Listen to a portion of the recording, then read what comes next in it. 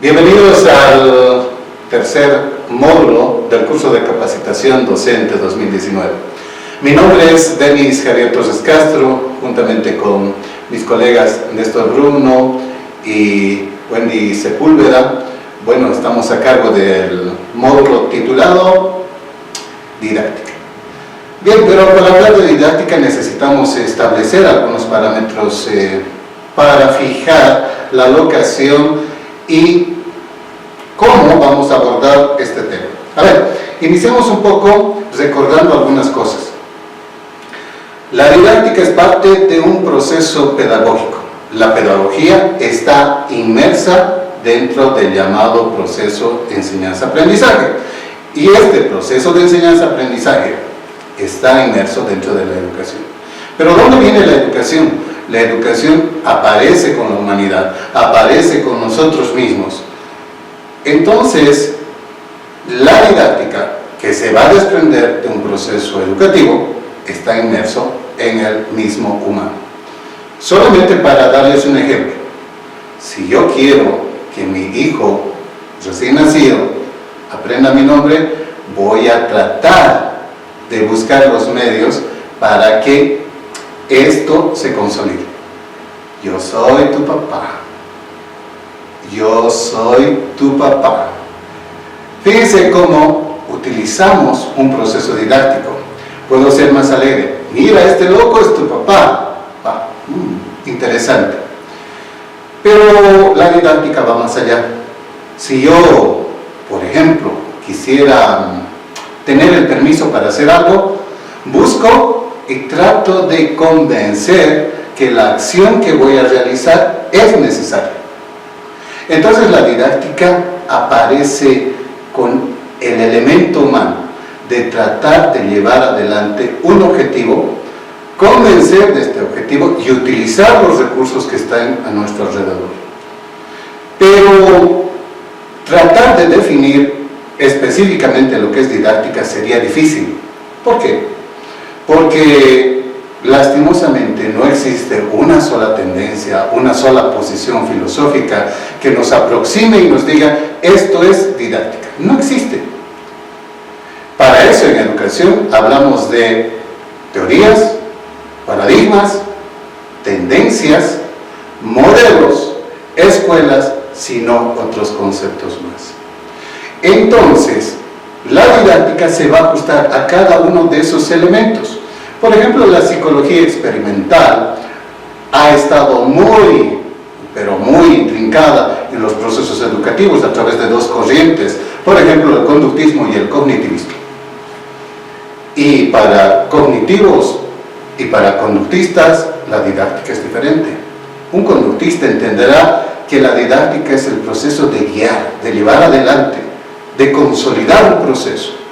En cambio, el cognitivo dirá, no, la didáctica es el desarrollo de elementos cognitivos a través de sistematizar problemas que los sujetos puedan encontrar, y la didáctica va a viabilizarse a través de ese proyecto cognitivo.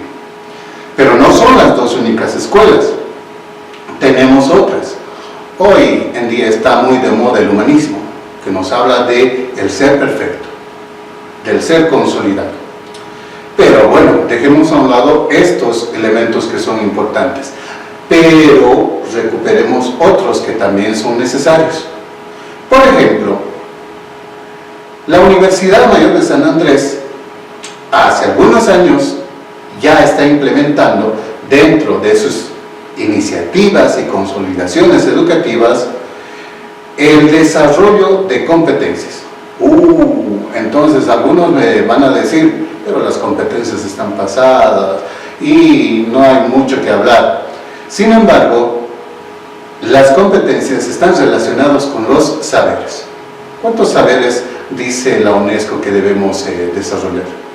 Básicamente, el saber, que es un saber solo de conocimientos, el saber hacer, que más bien es la práctica de lo conocido, el saber ser, el tipo de profesional que necesitamos desarrollar intelectualmente, socialmente, filosóficamente, el saber decidir, un elemento que nos preocupa. Un profesional toma decisiones. Esas decisiones van a ser importantes, van a cambiar el mundo. Entonces tenemos que desarrollar ese saber. Y hay un último saber que de pronto como que lo dejamos a un lado. Se llama el saber vivir o el saber convivir. Este saber nos habla de relacionarnos con el entorno en el cual nosotros estamos. Y es ahí donde estas clases, estas actualizaciones a los docentes tienen que ver. ¿Por qué? ¿Se dan cuenta del mundo en el cual estamos viviendo? Hoy en día, los jóvenes están súper conectados. Antes, tranquilamente, una persona, un universitario, soñaba con tener un Walkman, ¿sí? Un reproductor de cassette. Era lo máximo, ¿sí? Uno soñaba y tenía, se llevaba la música, grababa de la radio, etc. Con el tiempo que pasó, años después, muy pocos años después, apareció el lector de CDs, donde también podíamos llevar, pero a una mejor, con un mejor audio, quiero decir, con una mejor calidad en la recepción de audio, mejoraron los tiempos. Y de la noche a la mañana aparecieron formatos comprimidos, compresos, si quieren ponerle el tema, el famoso MP3. Y teníamos dispositivos mucho más pequeños donde cargábamos cientos de música. Pero el audio estaba interesante en esa época. Sin embargo, alguien dijo, ¿y por qué no llevamos videos? Y aparecieron unos dispositivos pequeños para ir viendo películas con una calidad de imagen bajas para nuestros estándares actuales. Pero ya teníamos películas que podíamos llevarlas. Sin embargo, van cambiando las cosas. Y hoy en día, las personas tienen uno o más dispositivos móviles. Si se pierde tu celular, estás perdido. ¿Qué hago si se pierde mi celular? ¿Por qué? Porque ahí están mis fotografías, mis videos, están mis charlas secretas, están fotografías que he subido, etc. Está todo mi mundo. ¿Sí? Pero va más allá. Hoy en día, las personas no solamente tienen esos elementos, sino que están conectados en tiempo real. En tiempo real estás hablando con alguien que vive en Japón, con alguien que vive en Alemania, y no necesariamente tiene que ver el tema de la distancia. Estamos conectados. Pasa algún incidente y ya lo podemos ver, sin necesidad de esperar las noticias en la televisión o en la radio. Lo ocurrido recientemente sobre los incendios, o el incendio más bien, de la Chiquitania, ¿sí? Ya lo teníamos a través de Facebook. Ya teníamos. Ahora, la idea es saber si esto es real, si son buenas fuentes, son fuentes primarias, pero ya tenemos. Imagínense, una persona está conectado con varias redes sociales. Tiene WhatsApp, que es, creo, el común denominador de la mayoría. Pero a otros les gusta buscar alternativas, un WeChat, un Tango, un Viber, un Line, ¿sí? Un Telegram donde puedes mandar mayor cantidad de información, pero es al gusto. Tenemos Facebook, todos creo que tienen un Facebook o hasta 2 cuentas en Facebook. Bien, pero ¿por qué estoy hablando de esto? Porque precisamente con este último saber que les dije hace rato, que era precisamente el saber vivir, nosotros nos damos cuenta que estamos en una sociedad altamente informal. Para el mundo de la comunicación hablaremos de sociedades tecnificadas, de aldeas globales que hace años se hablaba, que ahora sí son realidades, comunidades comunicativas. Bueno, entonces, si las realidades que yo como docente llevo y mis estudiantes están conectados con todo el mundo y yo no lo puedo hacer, o es que me quedé atrás o sencillamente no me estoy actualizando. Por esta razón es que en este temario de didáctica hemos decidido enfocarnos un poco a la tecnología.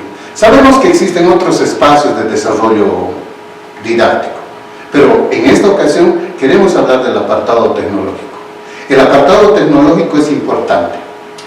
Entonces, para hacer un repaso acerca de lo que es la didáctica como tal, podríamos decir que, como lo presentaba en su momento Juanemus Comenius, decía sobre la didáctica magna, hay que enseñar todo a todos. Imagínense esa ambición, enseñar todo a todos. Creo que no nos alcanzaría una vida, ni dos, para poder aprender todo lo que hay en este mundo y todo lo que va cambiando a cada instante. Pero es un elemento importante. Otros nos dicen que hay preceptos, leyes de toda la enseñanza. Así lo muestra Stoker. Bueno, también tenemos algunas otras ideas relacionadas a lo que es la enseñanza y el aprendizaje. Pero quiero dedicarme un poquito a recuperar al padre de la didáctica, Juanemus Comenius. Ya estamos hablando de la Edad Media y estamos viendo los cambios que se perfilan a partir de una percepción de la educación. Básicamente propone tres cosas: proceder por etapas, fíjense lo importante del enunciado, examinar lo que uno aprende constantemente, y luego algo interesante, hacer una autopraxis, teoría y práctica unida. Entonces, llevar nosotros mismos a ese estado. Pero alguno de ustedes ha debido escuchar a Frederick Burrus Skinner, claro, por el nombre solamente B.F. Skinner, ¿no? Skinner es conocido como el padre del conductismo, pero también es conocido como el padre de las escuelas tecnológicas, porque él tiene en la época de los años 50, desarrolla una máquina para enseñar. ¿Alguna vez alguno de ustedes ha aprendido inglés con Duolingo? Por ejemplo, nos propone una clase y luego nos dice ¿qué le falta a este enunciado? Entonces, what's your, puntos suspensivos, y ahí hay opciones: name, last, etc. Si tú pones name, te dice excelente, continúa. La máquina de Skinner para ese tiempo era exactamente igual. El estudiante anotaba la respuesta con un lápiz en una hoja, en un rodillo, y al lado salía la respuesta, y si estaba bien, podías continuar. ¿Pero qué dice? Dice sobre los reforzamientos. Los reforzamientos dice que son importantes para la educación, pero algunos malinterpretan y dicen que esta escuela conductista ligada con la tecnología solo quería hacer reforzamientos. Más abajo dice que podemos o deberíamos conseguir el aprendizaje de las personas sin necesidad de estos reforzamientos. ¿Qué quiere decir? Que tenemos que incentivar primero, tal vez de una forma obligatoria, para que luego lo hagan ellos automáticamente. ¿Tiene lógica para ese tiempo? Tiene lógica. Vamos más allá. ¿Qué dicen las tecnologías vinculadas a la educación? Nos habla de que las tecnologías deben estar inmersas en un proceso de información. Eso es algo importante. Y bueno, si las tecnologías son un elemento importante de la actualidad del mundo, entonces, ¿por qué no utilizar algunos de estos elementos? Seguramente varios de ustedes que me están viendo ya están utilizando como recursos educativos dentro de sus clases algunos softwares, algunos programas o algunas aplicaciones para poder desarrollar sus clases. Algunos deben estar utilizando, por ejemplo, el Google, el Class, ¿sí? Es decir, desarrollar clases a través de una plataforma sencilla. Algunos otros han debido intentar utilizar el WhatsApp. Es evidente que se lo puede utilizar. Hay algunos otros más que utilizan el video, el desarrollo de los videos como, VideoScript, como un elemento para desarrollar cognición práctica en sus estudiantes. Algunos han debido utilizar realidades virtuales, por ejemplo, tan difícil es conseguir un cadáver, no hay un cadáver cerca que yo pueda utilizarlo. Imagínense, si yo estudio medicina y llevarme un cadáver a mi casa, me van a botar. Pero si hubiera una realidad virtual con la que yo pueda jugar en mi casa y pueda hacer mi práctica, sería algo importante. Bueno, pero hay tantos programas que van apareciendo y que van desapareciendo a medida de la historia misma de la humanidad. Algunos hay que pagar, algunos son libres. Por eso es que alguien habla, ¿por qué no usas un software libre? Bien, sería interesante, pero lastimosamente los grandes desarrolladores van más por utilizar softwares pagados. Algunos de ustedes también han debido crear sus propias aplicaciones. Hay formas de generar aplicaciones para cada uno, para las necesidades. Ese es un buen intento. ¿Qué dice la UNESCO en torno a esto? La UNESCO dice, a ver, un ratito, si todos nuestros Estados miembros están conscientes de que existen las tecnologías de información y de comunicación, ¿por qué no las utilizamos en favor de la educación? Entonces, sí, colaboraremos para desarrollar procesos educativos a través de plataformas, aplicaciones, etcétera, etcétera. Bueno, entonces la UNESCO trata de establecer algunos elementos. Formar un consenso internacional y proporcionar recomendaciones sobre políticas para aprovechar las TICs. Muy bien, vamos a aprovechar las TICs. Y esto está previsto para el 2030, tener resultados en el 2030. Apoyar la elaboración y las políticas nacionales y planes generales sobre el uso de las TICs en la educación. Otro elemento súper necesario, súper decisivo. Quizás es que las universidades debamos dar ese paso, generando políticas de desarrollo de implementación tecnológica. Y quizás ya lo hemos hecho hacia una década atrás. Pero tal vez nos falta consolidar, fijar y establecer los resultados de nuestros trabajos. Otro elemento que busca la UNESCO dice velar porque todos los docentes dispongan de aptitudes y competencias necesarias para apoyar el aprendizaje y mejorar los resultados académicos. Es ahí la preocupación de la Universidad Mayor de San Andrés y es ahí el apoyo de CPS para tratar de establecer a partir de este tipo de actualizaciones procesos necesarios para actualizar a nuestros docentes. Vamos, algo más. Apoyar el uso de las nuevas tecnologías y las innovaciones digitales en la educación. Si hay algún estudiante que tiene una maravillosa idea, apoyémosle. Y si hay algún docente que ya ha propuesto y tiene elementos necesarios, apoyemos. A veces sesgarnos en la utilidad de una idea en torno a mi necesidad y que no se relacionan directamente, nos estrecha el paso. Utilicemos, veamos, ¿funciona o no funciona? Apoyar el desarrollo y la aplicación de recursos educativos. Esto es importante, con tareas específicas en el campo de la elaboración de indicadores para dar seguimiento a este uso de las tecnologías en la educación. También reconocer y recompensar la innovación que se hace del uso de las TICs en la educación. Deberíamos fomentar. Sin embargo, tenemos un problema. Si establecemos que la educación solo se va a limitar a utilizar las tecnologías, estaríamos cegados por el conocimiento. Es una posibilidad. Pero existen otras. Y seguramente cuando nos volvamos a ver, nos volvamos a encontrar, podemos hablar de otras instancias. Pero esta vez queríamos hablar de esto. Y voy a dejar a mis colegas que puedan desarrollar propuestas que les vayan a servir, que les vayan a ser útiles a ustedes. Entonces, otra vez, bienvenidos a este curso y bueno, la mejor de las suertes a cada uno de ustedes, queridos colegas.